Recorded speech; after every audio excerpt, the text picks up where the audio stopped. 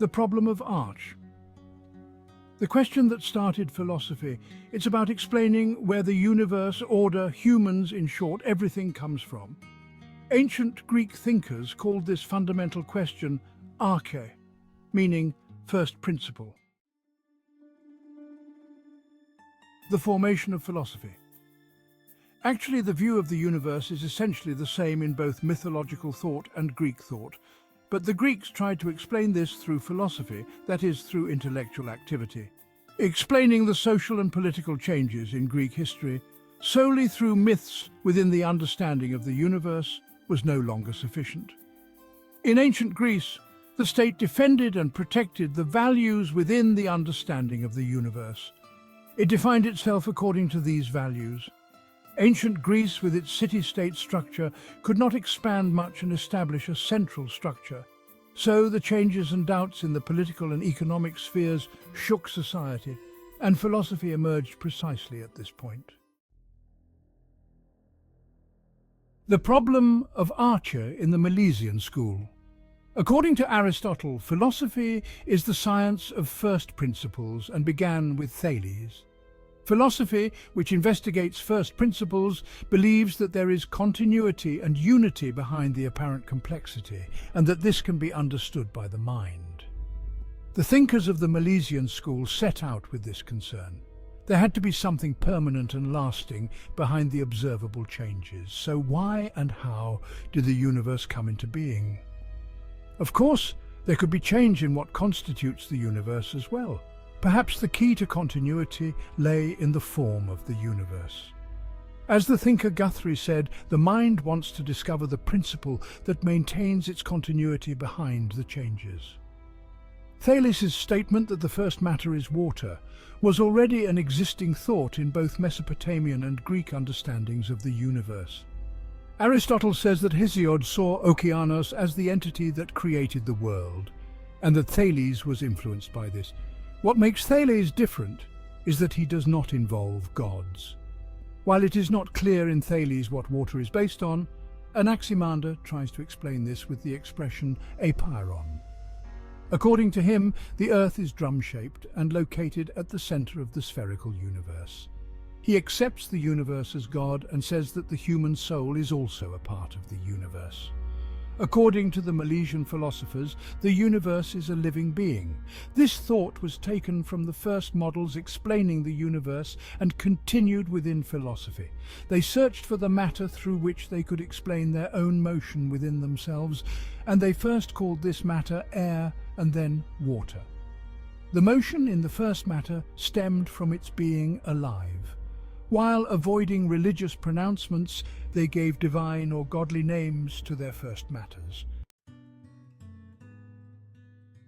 The Pythagoreans, also known as the Italian school, explained it with religious concerns. According to them, there is transmigration of souls, and the soul can pass from any living being to any other living being. So all living beings in the universe are siblings. With the idea of the brotherhood of nature, they adopted the view that the universe is alive. The reason they share the same view with the Milesian school is that they combine their own understanding of the soul with the Milesians' understanding of the universe. While the Pythagoreans arrive at the vitality of the universe through faith, the Milesians arrive at it through a rational path. This is the difference between them. According to the Pythagoreans, the universe is enveloped by a breath. That is air, which is the source of life. It is this breath that gives life to living beings. The universe is eternal, one and divine. The human body is mortal, but the soul is immortal, that is divine. The goal is to merge with the universal soul after many cycles of soul transmigration. Like the Orphics, that is, with their purification ceremonies and avoidance of the dead, the Pythagoreans had principles, the brotherhood and kinship of nature, the elevation of the idea of limit, which is based on reason, to make form, that is form and structure, a subject of philosophical inquiry, duality, that is dualism, in the realm of morality, good, light, unity, male, limit and bad, darkness, plurality, female, unlimited. The Pythagoreans are pantheistic. Good is one and whole. Order is important. The universe combines the ideas of order, completeness, and beauty, and this is called the cosmos. Pythagoras is the first to use the name cosmos for the universe. Humans replicate the structural principles of the macrocosm within themselves. Like the universe, humans are in an orderly unity. Pythagoras laid the foundations of a holistic science that encompasses everything. Heraclitus, a difficult philosopher to understand, is a philosopher of becoming who argues that truth is not found in the world of phenomena, but within humans, that is, by looking at logos. He placed war, conflict and tension at the foundation of everything. Everything is the death of another thing. Opposites cannot be harmonious. At the source of life are struggle and war. Heraclitus, who said that he based becoming on a dialectical foundation, introduced the dialectical method to philosophy. According to Heraclitus, the universe is a fire that burns and goes out, but always exists. The universe did not develop from a single first matter. The universe has two basic principles: strife war and constant flow. The principles of the universe are expressed through fire. Logos, word, thought, meaning, reason, is the fundamental thought of Heraclitus. Logos has always been true, everything conforms to it. Logos is common to everything. Logos, the thought that everything is directed through everything. Logos is identical to the mind in us, but is something material. Cosmic fire, intellectual fire. Parmenides, on the other hand, says that there is no movement, in complete contrast to Heraclitus. According to him, reality is a single, motionless and unchanging entity.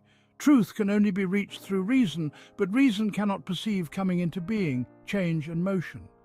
To grasp truths, one should look at the logical structure, not perception. There is only being, and thinking are the same thing. To be einai means to exist. Parmenides is the first person to think about the logic of words. To say that something exists is simply to say that it has existence. To change is to transform into non-existence. Not being is to depart from existence, to vanish. Anaxagoras brought philosophy from Ionia and introduced it to the Athenians. He introduced the concept of nous, mind, soul, to philosophy. Nous is non-material and sets matter in motion. In the beginning, everything was together. They were infinite in terms of plurality and smallness. Air and aether held them together. These elements in this plurality contained parts from other elements. Only nous was present in very few elements. The universe, which was initially an inert mass, was set in motion thanks to nous and became orderly. Nous is unlimited, it does not mix with anything, it remains alone by itself. It is the finest, the purest of everything, the one who knows about everything and has the greatest power. The transformation caused by nous created the universe. The rules of the universe are derived from nous. When the philosophers described above are compared to Hesiod, it is seen that philosophy provides solutions to the problems of the conception of the universe. According to Aristotle, Hesiod is among the oldest Greek thinkers. Thales' first principle, water, and Parmenides' unifying element, love, were first used in Hesiod. According to Hesiod and Homer, the first principles are gods, and what is divine encompasses all of nature. Hesiod accepted the earth as the first principle. The most ancient poets, theologians. The ancients, the first philosophers, did not find a new truth. Aristotle formed his own understanding of metaphysics within the framework of the understanding of the most ancient poets, based on myth, the principles of the ancients, first philosophers, and the views of the moderns. The first philosophers adhered to the tradition of Homer and Hesiod. The fundamental question of natural philosophers, the first thinkers, is the emergence of the first being and how the universe came into being. According to them, the emergence of being from the void, chaos, is contradictory in terms of reasoning. Therefore, they tried to determine the first principle. Parmenides, by saying that being is eternal and everlasting, stated that it did not emerge from chaos. The continuity of being was also defended by Heraclitus. The Pythagoreans also showed the soul as the fundamental substance of being, the first principle.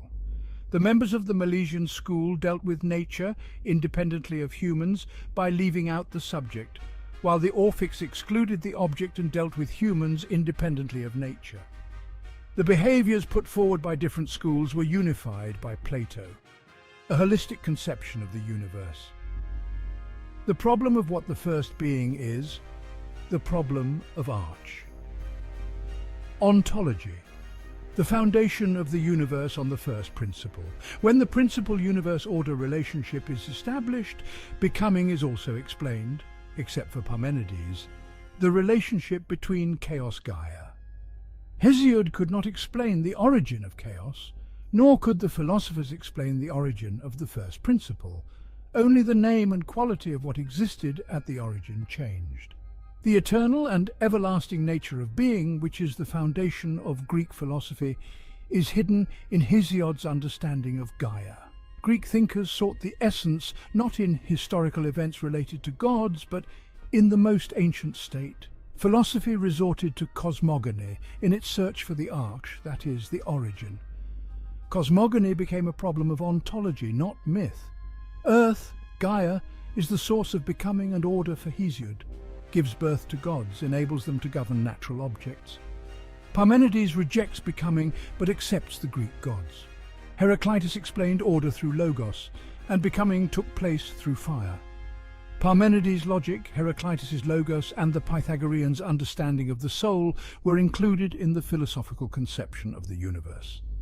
Gaia's revealing of the hidden potentials within itself is similar to the understanding of the first principle of the thinkers of the Milesian school. The realization of the existence of the four elements, each or together, by natural philosophers also shows that Gaia's generative abilities have passed on to the elements. In addition to the principle that remains unchanged behind all kinds of change, and the logic-based explanation of the principle in the myth-based understanding, it is not explained why Gaia gave birth to beings. With the logic-based explanation of the principle, philosophy and myth were fundamentally separated. In Homer and Hesiod, the authority of the gods is limited and they are not eternal. Moira, fate, limits them. There was no power in myth that absolutely controlled the universe, and there is none in philosophers until Plato. Heraclitus' logos and Anaxagoras' doctrine of nous are the determining factors of universal order, universal authority. Nous and logos played an important role in the philosophical conception of the universe. In the time of Plato, reason replaced Zeus, and Zeus replaced Moira, fate. Greek philosophy could not escape the influence of myth. The most important indicator of transformation is the logical structure in the thoughts put forward. The most important reason for the continuation of the myth-based conception of the universe is its place within Greek religion. Philosophy could not replace religion and remained an intellectual pursuit.